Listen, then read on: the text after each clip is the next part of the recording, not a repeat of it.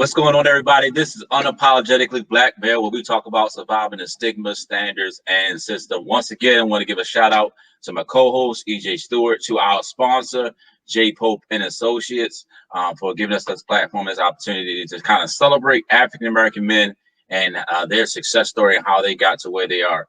Listen, this podcast is meant to be encouraging. Hopefully that you'll hear something and you want to share it with other brothers, so they can hear the stories that we get to hear through these interviews. Today, we have a great guest about a brother by the name of Sam Brown.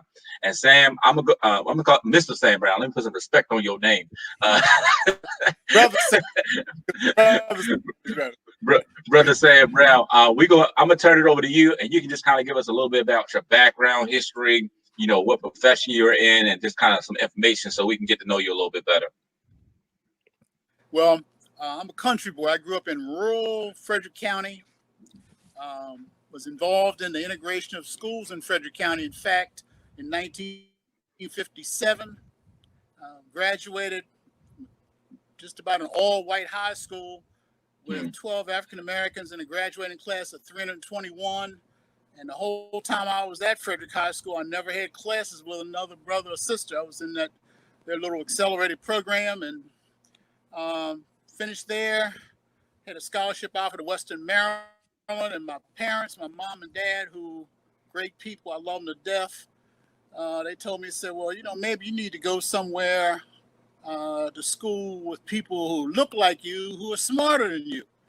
I wasn't sure such a combination ever existed. I was, until I got to Morgan, of course, where I found out, oh yeah, it certainly exists, and that was one of the greatest decisions I made. Loved Morgan, and there I pledged Alpha Phi Alpha, Beta Alpha chapter. Another one of the most incredible decisions I made. And from there, when I graduated, I was fortunate enough to be placed at a high school, Baltimore Polytechnic Institute, which at the time was one of the 3 top schools in the state of Maryland. Mm-hmm. Population was 97% white. Nobody there who looked like me was my age. They had about 5 other black men who had been brought from other schools to teach there, but they were like in their 50s. I'm like 22 and a half. But the racial makeup didn't bother me because of what I'd gone through in Frederick County. And so I love Poly. It was the greatest, probably one of the greatest experiences I had teaching there. The school over the years changed from 97% white to 75% African American, but the one common denominator was it remained one of the top schools in Maryland. So I'll pause there in case I'm going too fast or too far. No, you do. You doing just fine. But however, I would like knowing you to kind of touch on a little bit of your experience at Morgan, because you were part of something historical at that time as well. Yeah, my freshman year, while I was pledging Alpha, we were maybe a quarter of a mile from Northwood Theater, which at the time did not allow African Americans in, didn't allow us in. And so a student-led movement caused us to then just decide to trespass on the grounds, and we got arrested. I was in jail for 3 days, but the outcome was we integrated the Northwood Theater, and it was one of the proudest things I've ever done. In fact, I never got the arrest expunged from my records. The only time I've ever been arrested, but I was so proud of it. I felt like if I got it expunged, it would have been like it never happened. Mm-hmm. And so anytime I would ever apply for any summer job or anything, I would always have to tell them, yes, I was arrested, and then go through the mission. And I don't know if it's still on there or not. I know I never took it off. I was just proud. And those people who were involved, our names are written in the student center at Morgan have been there since they built it, and we've been told they'll be there as long as the building stands. Wow. Indeed, indeed. And so going back to your poly days, you know, you tell us about your trajectory there, your experience, any stigmas or things or hurdles you had to go through about while being there. Okay, when I first went there, of course, as quite often happens, exposed to the majestic, they could come to my age, majored in mathematics at Morgan, and so by my third year teaching, told you, technology, I'm kind of challenged. You know that. I'm sorry, guys. No, you No fine. problem. So yeah, you want to start from the poly? Yeah, if you can start from like where you were talking about like your poly trajectory and like what you were doing at poly as far as teaching. Yeah, start back there, and then we can kind of get back into the Morgan piece. Okay. All right. Well, the first year I started poly was the first year they opened the new school on Falls Road. And coming there, I was 22 and a half. There were about 5 black teachers on a staff of over 100, but they were all in their 50s. So I'm the only one there in my category, my age group, So I think everybody expected me to fail because I didn't look like what they thought a successful poly teacher would look like. And having the same trouble as any first year teacher would have, I struggled a little bit initially, but then as I learned the trade, the math was never a problem. It was simply classroom management, making sure that people had an atmosphere where they could learn and felt comfortable asking questions, but at the same time making sure that they were respectful when they were in my room. And it's a delicate thing to master, but by the end of my second year, I had it down pat. And so by the third year, I was teaching pre-calculus. After that, by the 6th year, I was teaching calculus and just loving it. And the kids would flock to my room. I also started the Black History Club at Poly, me and another young man who came after me, because the few black students there they just felt like they needed something. They needed to feel comfortable and need somebody that they thought cared for them. So we talked to the principal, we started it. And it was later taken on to further heights by a black history teacher came in later. Became advisor of the student government, which I did for 12 years. But at the same time, I was being groomed to be the head of the math department by the principal. He just liked the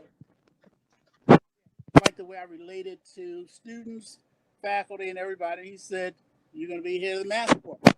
And I said, "Well, okay." So I did that for a number of years until then.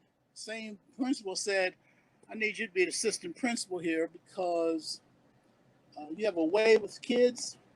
You can discipline without being punitive, and I want you to do it." So for 7 years, in the last 7 years, I did nothing but handle discipline for half of the school. And Poly was just,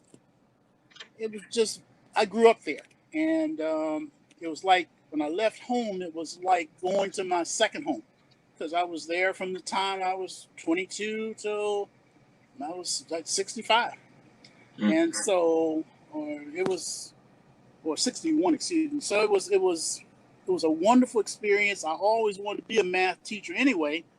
So if you want to be a math teacher, having that school with the kind of kids that have always been there to be taught by you, you couldn't ask for anything that was more utopian. It was just an incredible experience. That's dope. That's dope that you had that experience and just kind of had that longevity to kind of have that much of an impact on the lives of students, high school students, and some other African American men that you were actually able to teach in that process. So I'm sure that has been very rewarding. Now, how often do you get students to come back and just kind of say thank you for kind of all the time? And let me tell you, the big thing that is so much fun, Dwayne, is that I'll see guys that I taught who are now in their 50s. They'll come and hug me and say, you know what, you were the best teacher I ever had, and I wouldn't have been successful without you. And I always stop them. I say, look, I appreciate you saying it, because that means that you viewed me as somebody who was supportive. But as smart as you were, you would have made it no matter who your teacher was. So I can't let you heap that false praise on me. I'm not going to accept that. But I'm honored that you feel that way. And one of the biggest honors was, let's see, this was about 4 years ago. A guy who graduated in '81. He was the president of student government when I worked with him. Called me and said, Mr. Brown, I'm coming by in a few minutes. I said, okay. Came by. He said, but get dressed, though. Dressed. I said, what? We're going out to lunch. I said, all right. Picks me up in his SUV. We go downtown, go into this restaurant, and there's 7 other guys from the 80s, 1979, the others 80s. These older guys in their 50s are treating me to lunch. So that's sort of that I found that really validating, because all these guys are like managers, all kinds of crazy vice presidents of companies, doing all kinds of stuff. So if they didn't really like me, they would not even bother. They would have said, hell no, I don't want to spend any time with them. What? You crazy. So here's the funny thing. We're down there. There was one white kid, one white guy. The others were all black, which didn't mean a whole lot initially at the time until I tell the story. It said, you must have been a hell of a coach that all these guys with all your former players are come out honoring. He looked at him and said, they're not honoring me. I wasn't the coach. We're honoring him. He was our teacher. We loved and respected him. But just the way, the assumption that was made. You know, we all looked at each other like, wow. But, you know, passed it over because we all knew what it was. We all knew what happened, why it happened, and all that. But it was just amazing. So that's been one of the best things that's happened to me. But over the years, wherever I go, I run into poly graduates. And, you know, I also am mindful of the fact that I wasn't necessarily any better than some of the people who were assigned to places like Forest Park, Douglas, Dunbar. I mean, there's some great teachers there too. I just was fortunate enough to teach at a place where 90% of the guys go on to college and graduate, and when I see them, they've all had successful lives. I mean, really successful by our standards. Whereas people who were put in other schools, the clientele was a little bit different, and they were probably in where they started were as successful, if not more successful than I, and certainly were as good in the classroom. So I'm always mindful and humbled by the fact that I was lucky and fortunate to be placed where I was. Now, you had to be kind of good to stay there, so I'm not going to be overly modest, because you started at college, a lot of people still came there, but you couldn't teach you or whatever, they got rid of you. So, you know, but I'm also realistic enough to know that there were a lot of good people who were just put in other schools. You know, so. I do have a follow-up question. Like with you being an African American male teacher, like how many times did you hear like, oh, you're my first actual like black teacher other than a gym teacher? How often did you hear that? You know, at that school at that time, they probably thought it, but I don't remember hearing. It was it's not a comment that sticks in my mind. It doesn't stick in my mind that much. But some of them would sit in awe of me, because see I kind of lumber when I walk. But when I talk, my voice is a little bit higher. So they would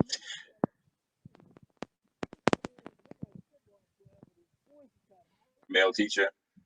They didn't say it like that. What people have said in later years was they would tell me how important I was to them, and it probably was true. But I don't remember anybody saying that to me. I don't remember that comment. I don't remember. Okay, no problem. Take me back to freshman year, and this is 1963. Right.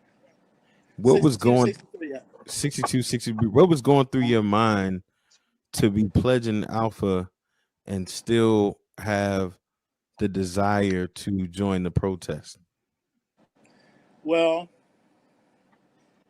my cousin Ed Davis, who's Beta Alpha 62, was and is my best friend. So he had gone over in 62, and I knew I was going to pledge Alpha because, in fact, as soon as he went over, he invited me to sit at the Alpha table. You know, you go in the refectory cafeteria, and it was an Alpha table, and nobody sat there but Alphas. And he said, "Come on, sit here, Brown. You gonna pledge?" And I said, "What?" And at that time, the Alphas had the president, vice president of student government. I mean, there's some bad guys. I mean, they basically controlled the campus. And I said, "Well," he said, "Yeah." So I started sitting at the table, you know, and then when they had intramural basketball, he played basketball. He played in high school, and I played in high school. He said, "Uh-oh. I don't know which hand that is. Oh, it's this one. How come that hand keeps getting in the way?" Anyway, he said, "Man, you know, we're gonna let you play on the Alpha basketball team." I said, "What?" So I played on the Alpha basketball team before I pledged, because most of them couldn't play anyway. So I ended up handling my business. So when it came time to go online, he said, "Brown, when you pledge, they're gonna let you walk in. I mean, you ain't nobody's gonna bother you. They all know you ain't gonna have any trouble." I said, "Dave, that sounds good to me." First day I'm online, my cousin, best friend. I can't say what he said to me because I know this goes out to other people. But he said, "Hey, you bleep bleep, you don't respect me, do you? Get in the hole." I said, "Huh? Grab your jewels. Bend over, grab your jewels, boy."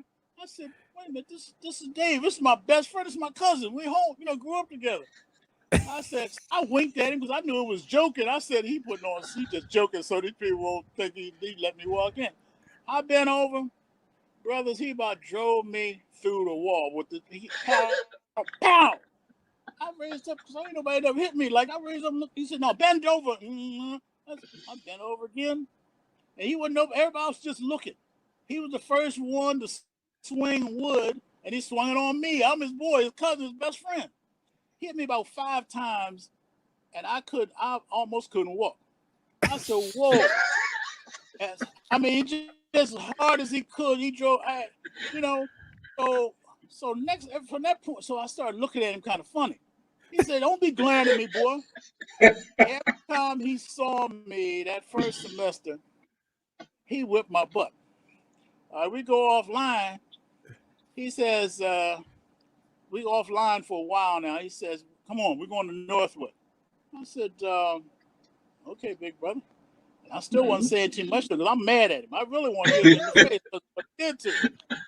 So we get down to Northwood, and he said all these people walking, and then protesting.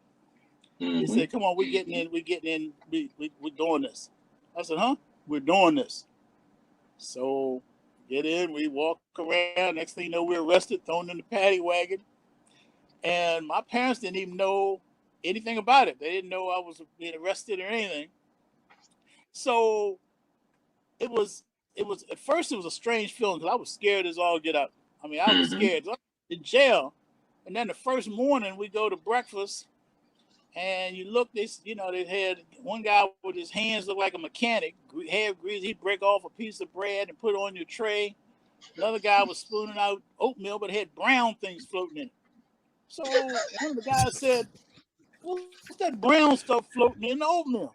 The guy said, "Man, that's beans. We had beans last night. We don't throw them away here. You eat the beans and shut up." I said, "Oh, shh." So anyway, we spent 3 nights in prison. But when we came back, some of the professors, because Morgan had about 30 some alphas who were parts of their staff at the time. And I had a guy named Walter Turpin. Dr. Turpin is my teacher. Awesome brother. Awesome brother. So I'm sitting in his class. I'm trying to catch up, but then I'm starting to nod. I had, nod a little bit. He leaned down, whispered in my ear, "You go to sleep in my class, I'm gonna whip you myself." I said, "Ooh, whoa!" So, so they were proud of us. They made sure we were gonna be successful, but they didn't baby us. We knew they were proud of us. We had certain teachers would say, "Hey, we're behind you. We're behind you." A lot of them, you could tell by the way they looked at us. They had like tears in their eyes almost. They were proud of us, and but that was one of the best things I ever did. I just was so proud of it because I just felt like I'd done something for the first time for somebody, uh, for my people, for all of us. I just felt proud to have done it. The epilogue, though, was about 6 months after we got out of jail. They integrated the theater. About 6 months after that, they closed the theater. God rather close the theater than let black people come in. Wow. Yeah, that's crazy. It is. It is. Now, my cousin, if I could tell you that story, we go home for the summer. You pledge a semester, you're off for the summer, and then you go over. Next thing, during the summer, he comes up, pick me up like he always did, go play some basketball. So mom says, "Hey, your cousin's out here." I said, "Who? What cousin?" So she said, "Bruzzy." That's what she called him. I said, "Tell him." I said, "No, I'll tell him myself." So I walked outside and I said, "If you don't get away from here, I'm gonna drag you out of that car and I'm gonna whip you." "Brown, what you mean, man?" I said, "No, we tight boys, and you whip me more than anybody else." I said, "Man, what?" He said, "No, man, I had to do that. I had to don't know." I said, "No, get away from here, man." So I didn't talk to him for like the first 3 weeks. We were home on summer vacation, and finally, of course, we know alphas don't do that kind of stuff anymore. But back in those days, it was rough. I'm just saying. Come on, keep. Put your hands back to the sides, brother. Say it, hands back to the side. Put it to the side, yeah. That in there? Yeah, there you go. Yes, sir. Is that okay then? Yep, right there, perfectly. Is it okay? You're perfect right there. Yep. Okay, but when I came back after the summer and went online, the thing is, he never ever hit me again. In pro week, he never touched me. He protected me, looked out for me, and I was. It's a good thing though, because when I went over, if he hadn't, when I went over, I'd have killed him. I would have killed him. But yeah, I had to tell that story. That was it. Got you. That's beautiful. We appreciate that definitely, because things are done a little bit differently nowadays. Absolutely. we have they have transitioned a little bit, but we appreciate the understanding of history. Right, that's the way it used to be. Understanding the history behind it, so we definitely appreciate that. Yes, indeed. Yes, indeed, man. Through all of the technical parts, this has been fulfilling, and it's been exactly what we set out to do, man. And we just want to ensure that we get you to tell your story. Get it on the books, number one, and then two, have it inspire others, man. I mean, young cats today are going over, and with all the technology and access to everything, and less challenges, they ain't doing half of what you did in a semester. You know what I mean? So definitely want to praise you on that, and just you being a trailblazer at Poly, which is now versus then, you wouldn't even know it was ever like that. So your role and your part in that was so pivotal, and so many people I know thank you for your part. So we wanted to highlight you, my brother.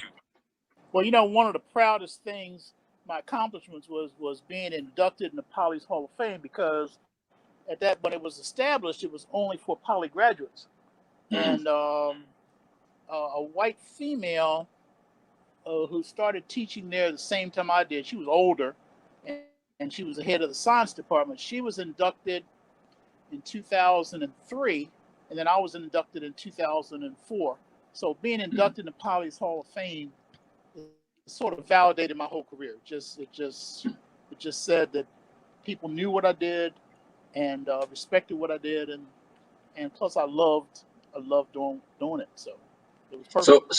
So were you one of the first two? Like, was she the first one that wasn't a poly graduate, or were you the first one that wasn't a poly She graduate? was the first one. I was the second one. Okay, but you was the first black one. But I was the first black one. Right. So Right. so you was the first one. For sure. For But sure. when I was inducted, there were only two black people in the Hall of Fame anyway, both of whom were Mhm. poly grads. One of them was Dr. Carl Clark, who taught at Morgan. Awesome brother. He was the first black poly graduate.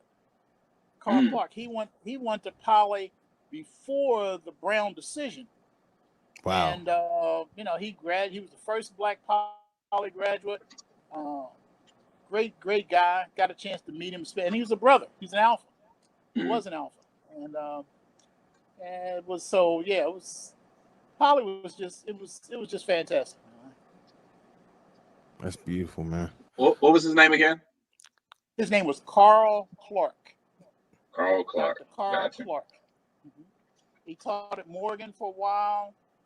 I think he taught somewhere, maybe it was Atlanta somewhere, but he was at Morgan for a while.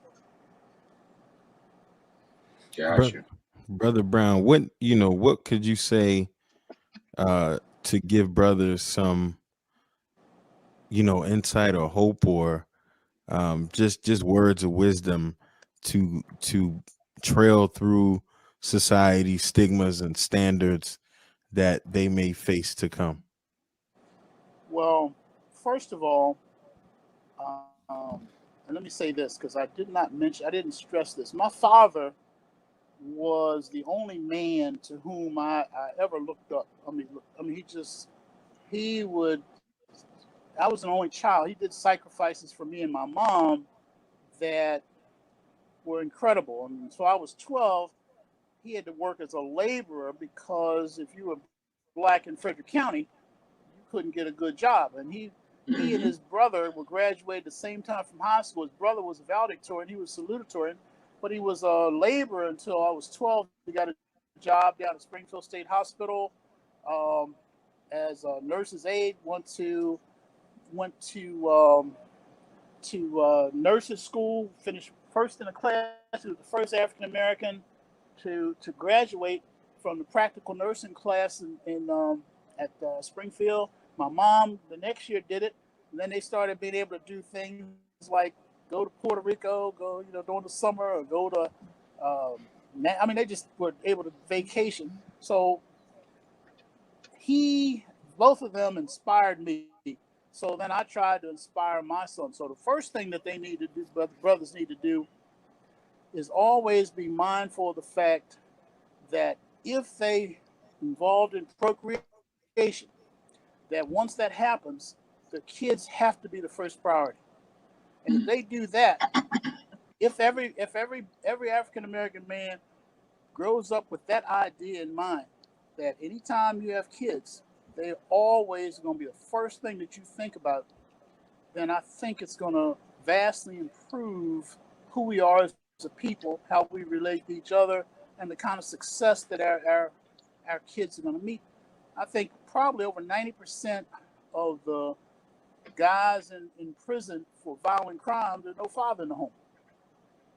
And so the father is so extremely important. So if you got guys who are um, successful, like both you brothers, then clearly, any child who would be fortunate enough to have you as a father is going to benefit from your presence. And so, if every brother would look at it like that, and we could instill that in every African American male, I think that would take care of a whole lot of problems. That's the biggest thing that I see.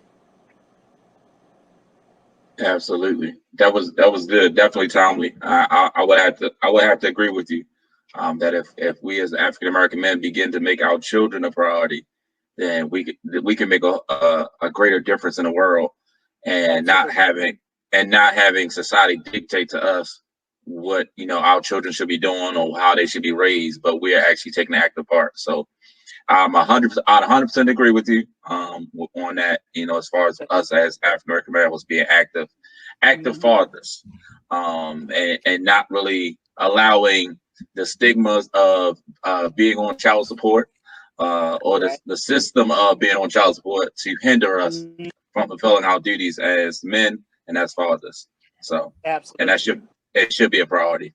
It should be, but everyone makes their own decisions. And not only that, not only your own children, but recognizing our duty to the community. Brother Brown, you being a teacher, assistant principal, and then an alpha man and a role model to so many that have come through not only Beta Alpha but through the fraternity as a whole, especially myself. Being a father figure to me, well past my fathering time, I guess. So definitely want to praise you on that, man, and definitely take that approach to life as well. So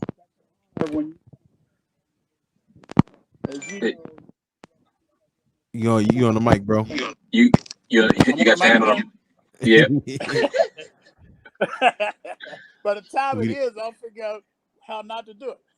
But let me say that again, because what you just, am I okay now? Yeah. Yep, you good. Okay. Brother EJ, thank you for saying that, because you're one of the brothers that I have the utmost respect for. So for you to say that, it just means a whole lot. It means a lot. Thank you. Thank you. No doubt when you're not cursing me out. Well, only when it's necessary. Yeah. Let you tell it. And that's with love, baby. With love. It's called love. It's called love and discipline. It's tough love. Love and discipline. Absolutely. Absolutely. He know what you need. That's what it's saying. He know what you need. No question. Sometimes you need a little fire up beneath you. No question. Exactly. No question.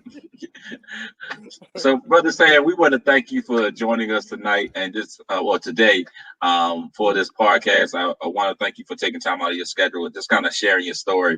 And I know people are going to be blessed by it. They're going to be encouraged and be inspired by it. So just want to say thank you once again. Thank you to EJ for setting it up. Thank you for our sponsor, J. Pope and Associates. And we want to thank you for joining us on Unapologetically Black Male, where we talk about surviving the stigmas, standards, and systems. Listen, make sure you follow us, continue to keep in contact with us, and we'll see you on the next go round on next week's installment of this interview series. Thank you, brother Dwayne. Thank you so much.